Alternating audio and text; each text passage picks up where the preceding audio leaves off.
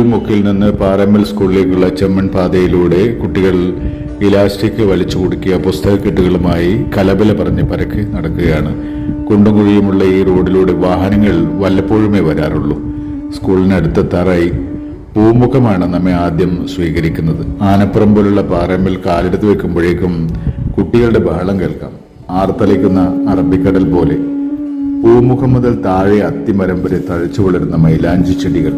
പച്ചപിടിച്ചു നിൽക്കുന്ന ഈ മൈലാഞ്ചി ചെടികൾ അതിലെ പോകുന്നവരുടെ തട്ടം പിടിച്ച് വലിക്കുമായിരുന്നു. പടിഞ്ഞാറ് ഭാഗം വിവിധ ഇനം ചെമ്പരത്തികൾ.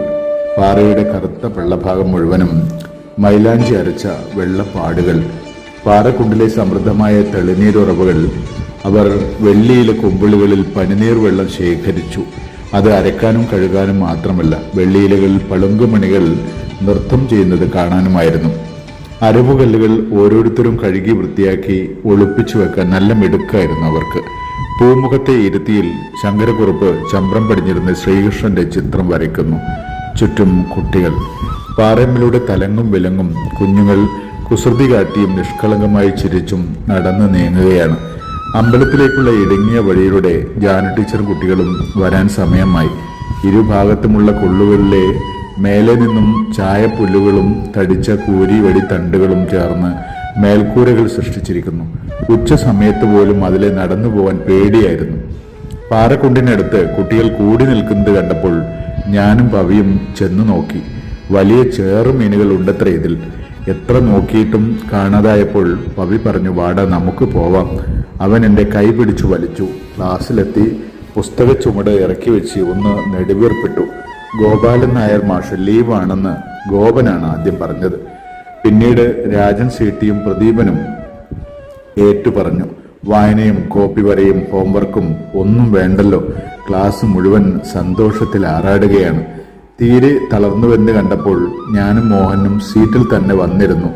ഞങ്ങൾ സീറ്റിൽ വന്നിരുന്നതും പത്മനാഭക്കുറുപ്പ് മാസ്റ്റർ ചൂരൽ വീശിക്കൊണ്ട് രംഗപ്രവേശം ചെയ്തതും ഒരുമിച്ചായിരുന്നു. ഞങ്ങൾ മുടിനാരഴയ്ക്ക് രക്ഷപ്പെട്ടുവെന്നേ പറയണ്ടു. ആനന്ദ നൃത്തക്കാരുടെ ചന്തിയിലും കാലിലും ചൂരൽ ആഞ്ഞു പതിച്ചു. ഒരൊറ്റ അട്ടഹാസമായിരുന്നു മാഷ്. ക്ലാസ് നിശബ്ദമായി. മാഷ് പോയെന്ന് കണ്ടപ്പോൾ രക്ഷപ്പെട്ട ഞങ്ങൾ രണ്ടുപേരും തല്ലുകൊണ്ടവരെ നോക്കി മുഖം പൊത്തി ചിരിച്ചു മണ്ണ് കപ്പി. ജാന ടീച്ചറായിരുന്നു അന്ന് ക്ലാസ്സിൽ വന്നത്. ടീച്ചറുടെ പച്ച ഷിഫോൺ സാരിയും ഭംഗിയായി മെടഞ്ഞു വെച്ച നീണ്ട മുടിയും ക്ലിപ്പും എല്ലാം നല്ല ചേർച്ചയായിരുന്നു. അറ്റൻഡൻസ് വിളി കഴിഞ്ഞ് വളരെ പ്രസിദ്ധമായ കൂവെമേ ഡാലോ എന്ന ഹിന്ദി കഥ ഭാവാഭിനയത്തോടുകൂടി ടീച്ചർ അവതരിപ്പിക്കുകയാണ്. മോഹനും ശശീന്ദ്രനും അപ്പോഴും തല്ലുകൊണ്ടവരെ നോക്കി സഹിക്ക വയ്യാതെ തല താഴ്ത്തി പിടിച്ച് ചിരിച്ചുകൊണ്ടേയിരുന്നു. പിരീഡുകൾ 2 കഴിഞ്ഞു. ഇന്റർവെൽ സമയമായി. തടിയും മൂക്കുമുള്ളവർ അട്ടിയാൻ പൊട്ടിയാൻ കളി തുടങ്ങി. ശ്രീനിക്ക് എപ്പോഴും അസുഖമായിരുന്നുവല്ലോ. വളരെ സ്നേഹമുള്ളവനായിരുന്നു അവൻ.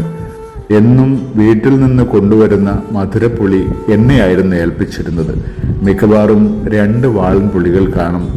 അതിലൊന്ന് ആരും കാണാതെ മുഴുക്കെ ഞാൻ തന്നെ ഭക്ഷിക്കും.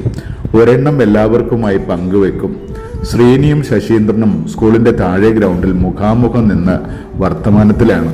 മേനഗോപിയുടെ പിന്നിൽ അവന്റെ ഷർട്ട് വലിച്ചു പിടിച്ച് വണ്ടി ഓടിക്കുകയായിരുന്ന ഞാൻ ശശീന്ദ്രന്റെ അടുത്തെത്തിയതും ഒരു കുസൃതിക്ക് വേണ്ടി അവന്റെ പുറകിൽ ശക്തമായി തള്ളിയതും ഒരുമിച്ചായിരുന്നു.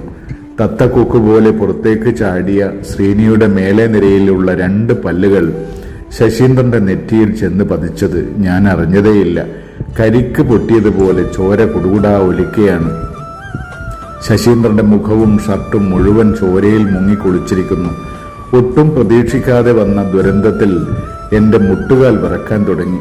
എന്റെ അവസാനം അടുത്തുവെന്ന് ഞാൻ നിശ്ചയിച്ചു. പ്രതിയായ എന്നെ എല്ലാവരും ചേർന്ന് തൂക്കിപ്പിടിച്ച് പത്മനാഭക്കുറുപ്പ് മാഷെ ഏൽപ്പിക്കാൻ പോവുകയാണ്. ഞാൻ ഓടിച്ചെന്ന് ശശീന്ദ്രന്റെ തലയിലെ മുറിവിൽ അമർത്തിപ്പിടിച്ചു.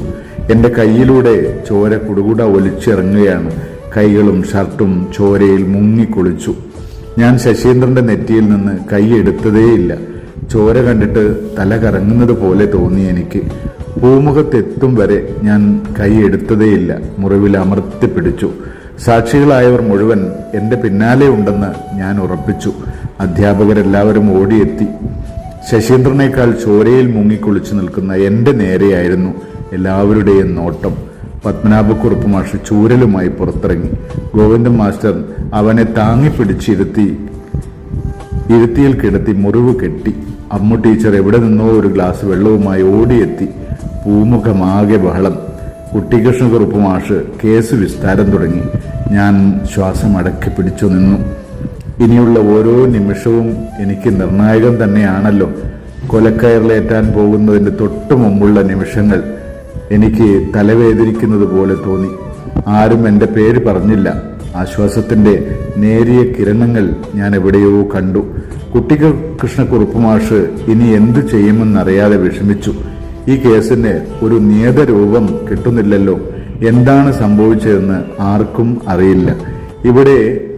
ഇവിടെ ഒന്നുമല്ലാതെ ഈന്തിന്റെ മുകളിലെ തേനീച്ചക്കൂട്ടിൽ നോക്കുകയായിരുന്ന ഗോപിയോട് ചോദിച്ചു, നീ കണ്ടിരുന്നോ ഗോപി? അവൻ നിസ്സംശയം പറഞ്ഞു.